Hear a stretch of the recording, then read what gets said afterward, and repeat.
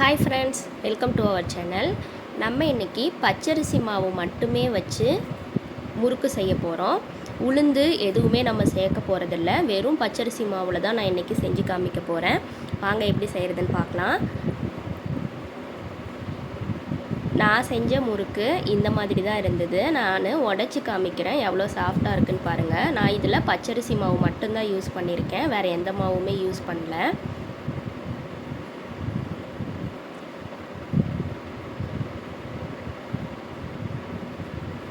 இதுக்கு நான் மாவு எப்படி ரெடி பண்ணேன் அப்படிங்கிறத காமிக்கிறேன்.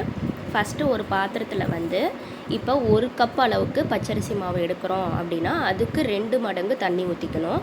நான் 2 கப் அளவுக்கு பச்சரிசி மாவு எடுத்திருந்தேன், அதனால் 4 கப் அளவுக்கு நான் தண்ணி ஊற்றிருக்கேன்.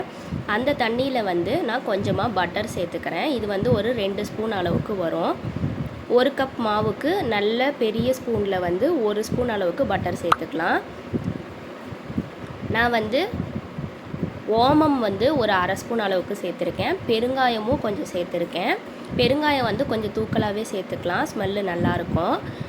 கல்லுப்பு தேவையான அளவு சேர்த்துருக்கேன். பட்டரும் சால்ட்டடு தான், ஸோ நான் அதுக்கு தகுந்த மாதிரி உப்பு போட்டுக்கிட்டேன். நீங்கள் அன்சால்ட்டட் பட்டர் எடுக்கிறீங்க அப்படின்னா அதுக்கு தகுந்த மாதிரி நீங்கள் உப்பு சேர்த்துக்கோங்க. வெள்ளை எள் நல்லா ஒரு பெரிய ஸ்பூனில் 1 ஸ்பூன் அளவுக்கு நான் சேர்த்துருக்கேன். இதில் நம்ம கருப்பு எள்ளும் சேர்க்கலாம். நான் ஃபுல்லாக இன்றைக்கி ஒயிட்டாக சேர்க்க போகிறேன். மஞ்சத்தூள் மிளகாத்தூள் எதுவுமே சேர்க்காமல் வெறும் வெள்ளையாக செய்ய போகிறேன். அதனால் நான் வெள்ளை எள் எடுத்திருக்கேன். இப்போ பட்டர் நல்லா கரைஞ்சி நல்லா ஒரு கொதி வர்ற வரைக்கும் இந்த தண்ணியை நம்ம அடுப்புலையே வச்சுக்கலாம், ஹை ஃப்ளேமில். பட்டர் நல்லா மெல்ட் ஆகிறது வரைக்கும் நம்ம மிக்ஸ் பண்ணிக்கலாம்.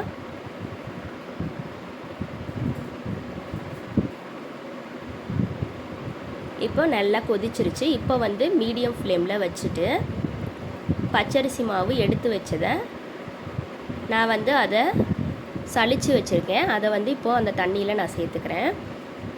ஒவ்வொரு மாவும் ஒவ்வொரு மாதிரி இருக்கும். தண்ணி ஒரு சில மாவுக்கு 2 மடங்கு ஊற்றினாவே சரியாக இருக்கும். இன்னும் ஒரு சில மாவுக்கு 2 மடங்குக்கு மேலே தேவைப்படும். ஃபஸ்ட்டு இந்த தண்ணியில் நல்லா மிக்ஸ் பண்ணி வச்சுட்டு நல்லா சூடு ஆறுற வரைக்கும் ஒரு பிளேட் போட்டு நல்லா க்ளோஸ் பண்ணி வச்சுக்கலாம்.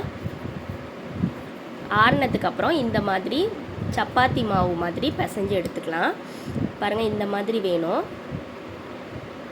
இன்னும் கொஞ்சம் கொல கொலன்னு இருந்தாலும் பிரச்சனை இல்லை, ஆனால் இன்னும் வரன்னு இல்லாமல் பார்த்துக்கணும். கையில் ஒட்டாத மாதிரி இருக்கணும் நம்ம செய்கிற மாவு. இப்போ நீங்கள் சேர்த்த தண்ணி உங்களுக்கு பத்தலை அப்படின்னா நீங்கள் இன்னும் கொஞ்சம் தண்ணி சேர்த்து கூட நீங்கள் மிக்ஸ் பண்ணிக்கலாம் மாவு பிசையும் போது.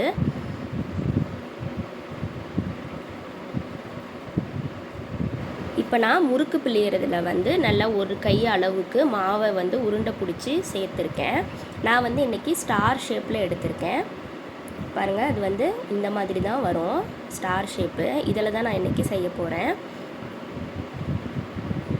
நான் இன்றைக்கி பெரிய முறுக்காக ஒரு ரவுண்டாக செய்ய போகிறதில்ல. நான் அப்படியே எண்ணெயில் பிழிஞ்சு விட்டுக்க போகிறேன்.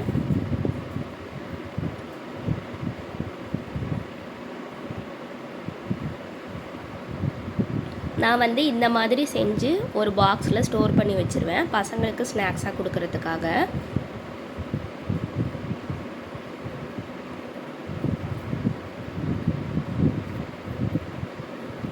ஃபஸ்ட்டு நான் கொஞ்சமாக தான் சேர்த்துருக்கேன். நம்ம பேன் ஃபுல்லாகவே சேர்த்துக்கலாம். எண்ணெய் நல்லா காஞ்சிருக்கணும். அதே டைமில் நிறைய காஞ்சிருக்கக்கூடாது. கலர் உடனே சேஞ்ச் ஆயிரும், ப்ரௌன் கலராக.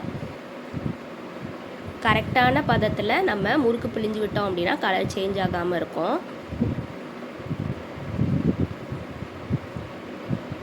இது ரொம்ப நேரம் வேக வைக்க தேவையில்லை, சீக்கிரமாகவே வெந்துடும்.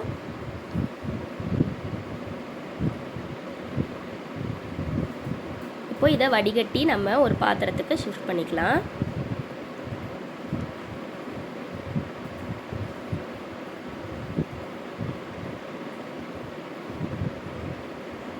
எண்ணெயும் நிறைய குடிக்காது, ஓரளவுக்கு மீடியமாக தான் இருக்கும்.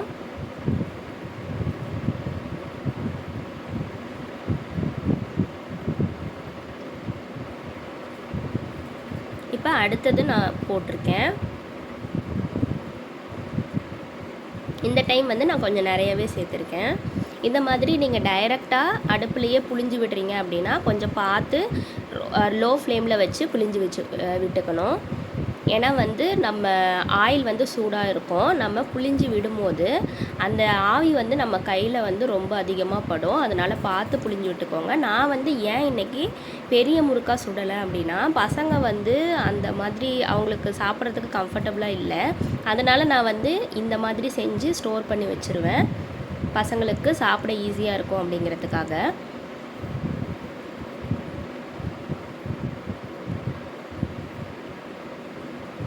மீடியம் ஃப்ளேம்லேயே வச்சு நல்லா வேக விடலாம்.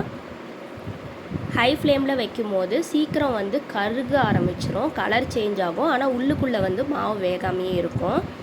மீடியம் ஃப்ளேமில் வைக்கிறோம் அப்படின்னா ஈக்குவலாக வந்து அது வேகும். இதுவே லோ ஃப்ளேமில் வச்சிட்டோம் அப்படின்னா அது வந்து எண்ணெய் குடிச்சிரும். ஸோ அதனால் பார்த்து மீடியம் ஃப்ளேம்லேயே வச்சுக்கலாம். ஒரு சைடு நல்லா வெந்ததுக்கு அப்புறமா நம்ம அப்படியே டர்ன் பண்ணி போட்டு வேக வைக்கலாம். அப்படி இல்லைன்னா நம்ம அப்பப்போ கரண்டியை வச்சு கலந்து விட்டுக்கிட்டே இருக்கலாம். முறுக்கு சுடுறதெல்லாம் வந்து ரொம்ப பெரிய ப்ராசஸ்ன்னு நினச்சி தான் நானும் இவ்வளோ நாளாக அதை ட்ரை பண்ணாமையே இருந்தேன். ட்ரை பண்ணி செஞ்சு பார்க்கும்போது தான் தெரியுது ரொம்ப ஈஸியாகவே இருக்குது. நம்ம இதுவே கடையில் வாங்குற மாதிரி வேணும் அப்படின்னா மஞ்சத்தூளும் வரமிளகாத்தூளும் சேர்த்துக்கலாம், கலர் வந்துடும். இதில் பாருங்கள், நான் உடச்சி காமிக்கிறேன், எவ்வளோ கிறிஸ்பியாக இருக்குதுன்னு உங்களுக்கு தெரியும்.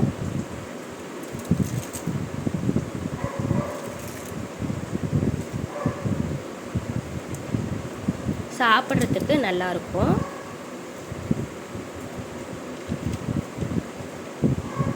இந்த வீடியோ உங்களுக்கு பிடிச்சிருந்தது அப்படின்னா உங்களோட ஃப்ரெண்ட்ஸ்க்கும் ஷேர் பண்ணுங்கள். நம்ம சேனலை சப்ஸ்கிரைப் பண்ணாமல் பார்த்துட்ருக்கீங்க அப்படின்னா சப்ஸ்கிரைப் பண்ணிவிட்டு வீடியோ பாருங்கள். நீங்கள் இந்த மாதிரி ரெசிபி செஞ்சு பார்த்தீங்கன்னா உங்களுக்கு எப்படி இருந்தது அப்படிங்கிறதையும் கமெண்ட்டில் சொல்லுங்கள். தேங்க்ஸ் ஃபார் வாட்சிங்.